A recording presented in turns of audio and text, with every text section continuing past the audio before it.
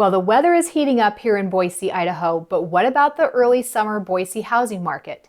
Welcome back to my channel. I'm Summer Aston, a realtor in the beautiful Boise, Idaho area, and today I wanted to give you a quick update on the early summer Boise housing market, how interest rates are affecting it, and some interesting sub-markets that are showing up.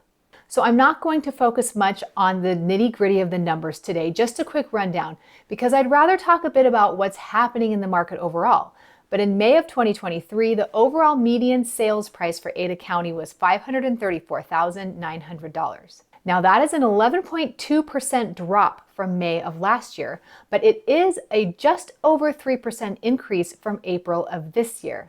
And it's important to realize what this data means. It doesn't mean that all home values across every price point dropped 11.2% from last year.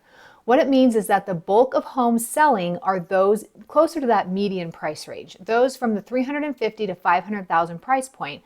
More homes are selling in that price point this year than last year when there were more homes selling above that price point. And that is a direct response to the rising interest rates, which lowers purchasing power. So we just don't have as many people who are getting financing right now that can afford the higher priced homes.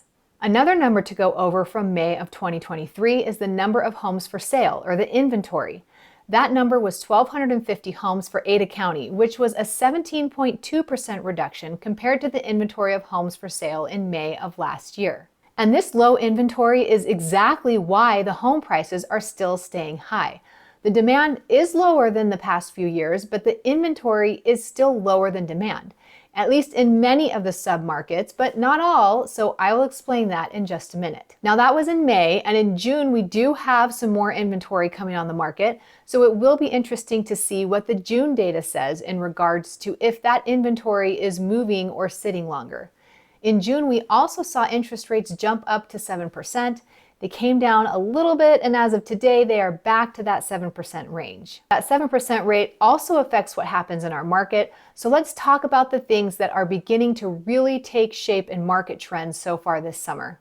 Okay, as I've said in the past few market update videos, we really have two different sub-markets going on at the same time that are in direct opposition to each other. One is where we still have homes selling for over asking and with multiple offers, and the other are the homes that are sitting there with very little showings, having price reductions, and taking much longer to sell. And it's actually making me wonder if there could be an unusual phenomena coming in the next several months. If interest rates stay at 7% or go up a bit, where we have one sector of the market moving along swiftly and another sector go completely stagnant and possibly begin to decline.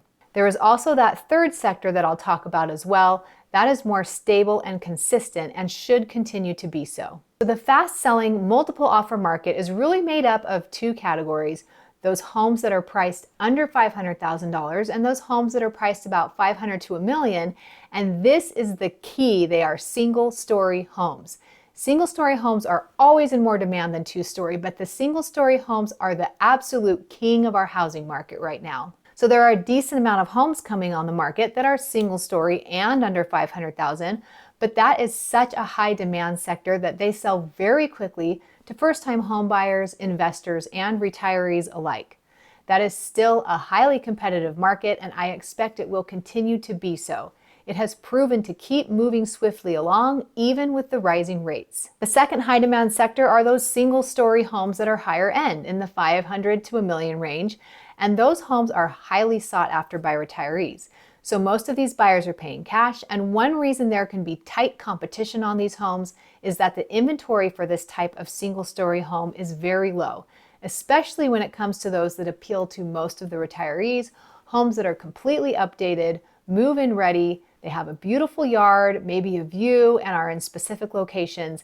And so due to most of these buyers paying cash and the inventory always being lower on these homes anyways, I also expect this sector of the market to keep moving along at a good pace and holding its value. The steady sector of the Boise housing market are those luxury homes from about $1 to $1.5 million, and they are taking much longer to sell than they did in the last couple of years, but they are still selling. Sometimes with price drops, sometimes they sell in a day with multiple offers. It all depends on the amenities, the location, and if it was priced realistically. But they aren't sitting with crickets waiting for showings, And of course, if they are single story or the primary bedroom is on the main floor, that will help those homes move faster. The sector of the Boise housing market that is above 1.5 million is moving back more into a pre-pandemic pace where they will still sell, but the demand is lower, and so they will just take longer to sell. They are not seeing huge price drops though, they're just seeing much longer days on the market. And then the unfortunate bottom of the barrel sector of our housing market, the one I worry may go stagnant, especially if interest rates go up anymore, is what I would call our family move-up homes. Those are the homes in the $550,000 to $850,000 price point and homes with the primary bedroom upstairs. These are homes traditionally bought as the next step up for a growing family. So why are these homes not selling right now? Why does nobody want them? Well, people do want them. I'm sure there are many families that want them very much, but they just can't afford them with the current rates, or families that are still in their first homes that want to move up could maybe afford them, but they're not wanting to give up that 2.5% or 3% rate that they have on their current house to get a 7% rate unless they really, really have to. So if you're looking for a house in the Boise area and you want a better deal on a house, take a look at the homes with the primary bedrooms upstairs. Chances are it's been on the market a while and you can get a little bit better price without the competition that the single-story homes are having.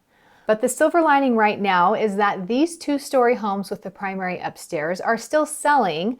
They aren't sitting on the market like 200 days or anything like that.